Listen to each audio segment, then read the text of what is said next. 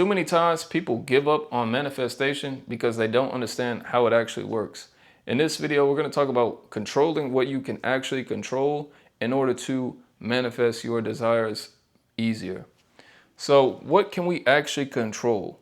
Once we get the understanding of how manifestation works, which you can see here, everything starts in the spiritual realm. Because we are humans, we have a mind. It goes into our intellectual mind, and then we get it in this physical plane. But one thing that we're missing from this diagram is the power of our emotions. So in this scale here, we can see, and I don't have them all here just for reference. At the bottom, we have fear, depression, the very negative emotion. And at the top, we have joy, knowledge, love. These are on the right side of the scale. And in the prior videos, we talked about the laws that govern our universe, govern our world. One of them was the law of relativity, also the law of polarity. So when we look at here, this is more of a positive emotion, and these are negative emotions. But we have to understand that everything just is. And that's where the law of relativity comes in. We assign meaning through its relationship to something else. So once we understand how this works and we use our stick man, here's the conscious mind, aka the thinking mind, and here's the subconscious mind,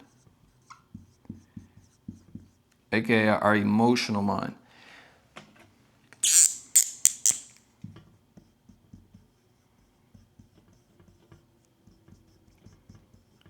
And anything that is impressed on the subconscious mind is going to then move to our body or through our body via vibration,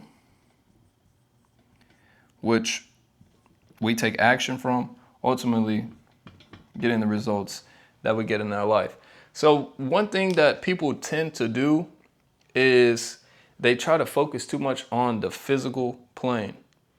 They skip over the intellectual and the emotional plane, and they go straight to the physical because we've been conditioned this way. When you see that we are responding, for the most part, via our five senses and how we perceive the world, you got your taste, you see, you smell, you touch, and you hear things. This is how we derive our sense of reality for the most part. But once you get into this understanding, get into this knowledge, get into this wisdom, you see how we have way more power than we've been programmed and conditioned to believe that we have, because we start to use this intellectual factor of us. And we also use our emotional scale. But what I've realized is that a lot of people have an emotional blockage and they're not in tune with their emotion, not realizing that the emotion is what completes, or at least you need the emotion part to complete the circle of life. So I'm going to erase this and show us the circle of life.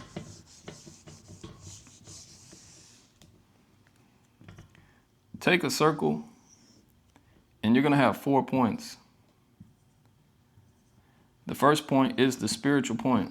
Remember, all things already exist in the spirit. In the spiritual plane, everything exists. Nothing can be created nor destroyed, only transferred. And this is all energy. So it starts in the spiritual plane, then it moves to the intellectual plane, to the mind. From the mind is where we form that emotional feeling.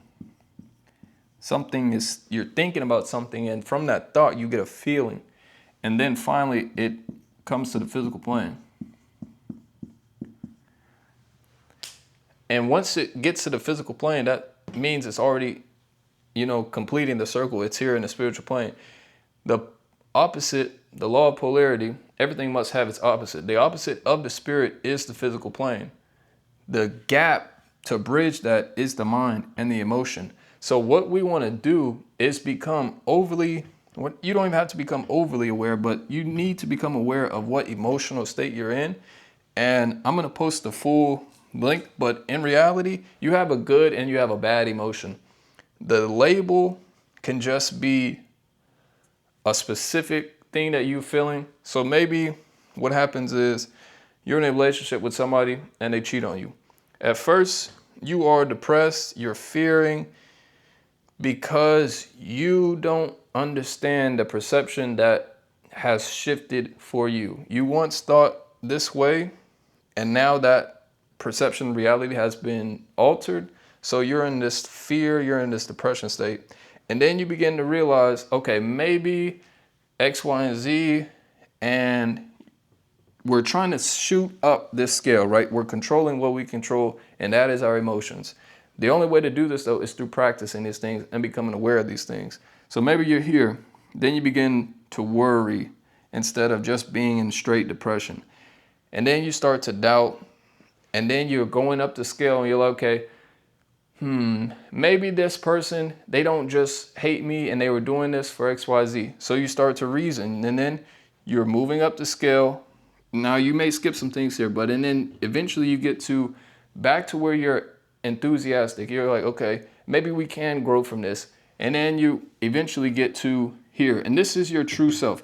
Anytime we're out of alignment with our true self, you're not going to feel right. Anytime you're doing something that doesn't feel right, you're not aligned with your true self. So what we want to do is just control what we can control. And by doing that, you're just reaching for the next step. So if you're all the way down here in depression, we're not just going to go straight to love, joy, knowledge. You're going to have to grab the next one that you can grab. And again, I'm going to post this full list, but that's what we want to do. In order to complete our manifestation, we at some point have to get in tune with the emotion that we're feeling.